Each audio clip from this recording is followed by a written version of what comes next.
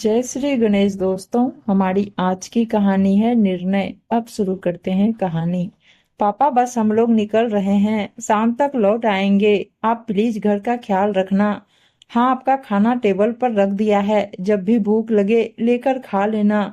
रात तक का खाना बना दिया है, हम लोगों को आने में देर हो जाएगी तो थकने के बाद खाना नहीं बनेगा। और हम लोग वैसे भी खाना खाकर आएंगे। और हाँ, जाते जाते बाहर ताला लगा कर जा रहे हैं, अपना ख्याल रखना। दोनों बेटे और बहू कहते हुए अपने परिवार के साथ घर से बाहर निकल गए। आज इन लोगों का रिजॉर्ट जाने का मूड है। सुबह से शाम तक वहीं मौज मस्ती करने का इरादा है। एक बार भी किसी ने रघुनाथ जी से नहीं पूछा कि वो भी जाना चाहते हैं या नहीं। सोफे पर से उठकर खिड़की के पास चलकर गए और खिड़की में से नीचे देखा तो दोनों अपनी कारों में बच्चों के साथ बैठकर रवाना हो गए। थोड़ी देर तक खिड़की के बाहर यूं ही ताकते रहे। उसके बाद उदास मन से धीरे धीरे चलते हुए डाइनिंग टेबल पर आए और वहां रखे हुए खाने को खोलकर देखा। कैसरोल में 5 रोटियां, डोंगे में पतली सी दाल, एक प्लेट में सलाद के नाम पर एक प्याज काटकर रखा हुआ था। खाने को देखते ही मन सोचने लगे कि अभी तो सुबह के 8 ही बज रहे हैं। आज पूरा दिन मुझे इसी खाने से निकालना है, रात को भी खाना नहीं मिलेगा। इतने से मेरा पेट कैसे भरेगा। पिछली बार भी जब ये लोग घूमने गए थे तब भी बहू इतना सा ही खाना बनाकर गई थी। रात को घर पर आने के बाद रघुनाथ जी ने सिर्फ इतना ही तो कहा था कि बहू, मुझे बहुत जोर से भूख लगी है। बस उसी में दोनों बहुओं ने रोना धोना मचा दिया था।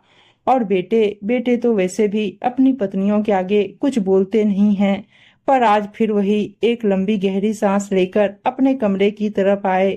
कमरे में अपनी पत्नी की तस्वीर देखकर आंखों में आंसू आ गए। एक वो थी जो कभी मुझे भूखा नहीं रहने देती थी, पर उसके जाने के बाद तो सचमुच पेट भर खाने को भी तरस गया हूँ। सोचा था कि रिटायर होने के बाद परिवार वालों के साथ खूब घूमूंगा फिरूंगा, पर यहाँ तो बीमार नहीं हूँ, पर घर में हर कोई मुझे बीमार बनाने में लगा हुआ है। जानता था कि हर बात के 2 पहलू होते हैं, पर कभी इस पहलू के बारे में तो सोचा ही नहीं था। पहले कितना घूमने का शौक था, महीने में 2 बार तो परिवार के साथ बाहर घूमने निकल ही जाते थे। पर अब कितने महीनों से तो घर के बाहर भी नहीं निकला हूँ। ये लोग जब भी कहीं जाते हैं ताले में बंद करके जाते हैं, एक बार भी नहीं पूछते कि पापा आपको भी चलना है क्या।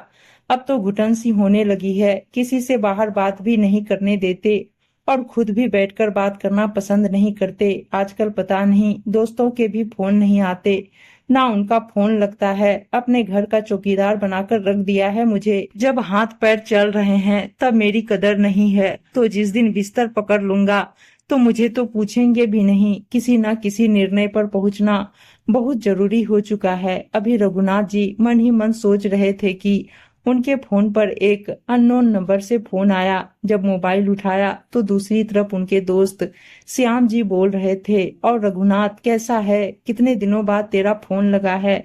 अरे श्याम, आज इतने दिनों बाद तुझे मेरी याद कैसे आई? भाई यह पूछने के लिए कि कब तक भाभी के जाने का गम मनाएगा। कुछ आगे का सोचा है कि नहीं? मतलब यह कि इस बार हम सारे दोस्त मिलकर रामेश्वरम घूमने जा रहे हैं। तू भी चलेगा इस बार?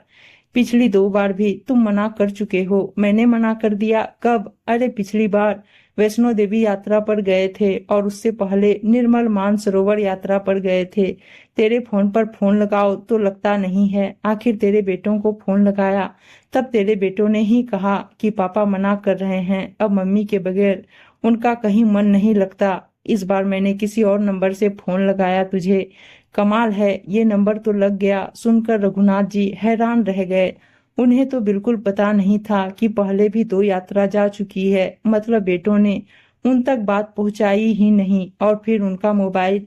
अरे क्या हुआ, जवाब तो दे। अचानक श्याम जी की आवाज से रघुनाथ जी की तंद्रा टूटी। अरे हाँ, इस बार जरूर जाऊंगा। कितना क्या पेमेंट देना है वो बता देना, मैं डिपॉजिट करा दूंगा।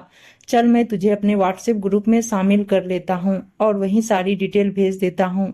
और रही बात पेमेंट की, वो तू बाद में दे देना। कम से कम तूने हाँ तो की। वैसे भी हम कल ही रवाना हो रहे हैं और तेरी टिकट हमने पहले ही करवा ली थी। अगर तू फोन नहीं उठाता तो हम आज तेरे घर आ जाते। अच्छा ठीक है बाबा, पर डिटेल आधे घंटे बाद भेजना। चल फिर फटाफट से तैयारी कर ले, कल सुबह ही निकलना है, कहकर श्याम जी ने फोन रख दिया। श्याम जी के फोन रखते ही रघुनाथ जी ने अपना फोन चेक किया। रघुनाथ जी के अधिकतर सभी दोस्त उसमें ब्लॉक हो रखे थे। देखकर रघुनाथ जी का दिमाग चकरा गया। इतना बड़ा धोखा।